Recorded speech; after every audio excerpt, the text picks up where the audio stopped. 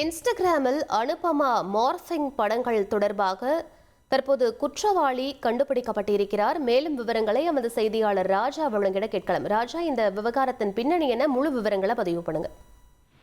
வணக்கம். தமிழ், தெலுங்கு, மலையாளம் 3 மொழிகளில் பிரபலமாக திகழ்ந்து வரும் நடிகை அனுபமா பரமேஸ்வரன் தற்போது ஒரு அறிக்கை ஒன்றை வெளியிட்டிருக்கிறார்.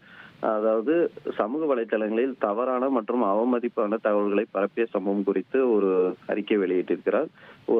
அவரது குடும்பம் மற்றும் நண்பர்கள் குறித்து அடிப்படையற்ற குற்றச்சாட்டுகளும் அதேபோல் மாறுபட்ட, அதாவது தன் புகைப்படம் இல்லாமல் மார்பிங் புகைப்படங்கள் வெளியிடப்பட்டு இருக்கிறது. இதனால் மனம் வருத்தம் அடைவதாக தெரிவித்திருக்கிறார்.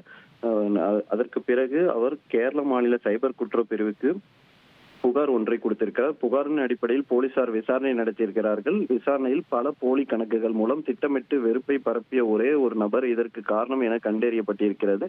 போலீசாரின் விசாரணை நடவடிக்கையில் குற்றவாளி அடையாளம் காணப்பட்டிருக்கிறார்.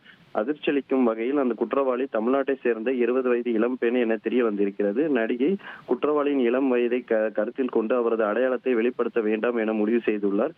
இச்சம்பவம் குறித்து ஒரு அறிக்கை ஒன்றை வெளியிட்டிருக்கிறார். அந்த அறிக்கையில் ஸ்மார்ட் போன் வைத்திருப்பது அல்லது சமூக வலைதளங்களில் அணுகுதல் இருப்பது யாரும் பிறரை அவமதிக்க, வெறுப்பை பரப்புவது அல்ல, இழிவுபடுத்த உரிமை அளிக்காது.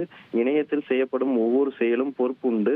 நாங்கள் சட்ட ரீதியான நடவடிக்கைகளை தொடங்கியுள்ளோம். அந்த நபர் தன் செயலுக்கான விளைவுகளை சந்திக்க வேண்டியிருக்கும் என கூறியிருக்கிறார். மேலும் நடிகர் அல்லது பொது நபர் என்பதால் அடிப்படை உரிமைகள் பறிக்கப்பட முடியாது. சைபர் தொல்லை என்பது தண்டனைக்குரிய குற்றம். பொறுப்புணர்வு உண்மையிலே உள்ளது என அவர் அறிக்கையில் சுட்டிக்காட்டியுள்ளார்.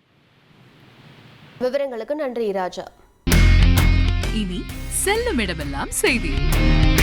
தந்தை டிவியின் வாட்ஸ்அப் சேனலை ஃபாலோ பண்ணினா செல்ல இருக்கும் இடமெல்லாம் செய்தி.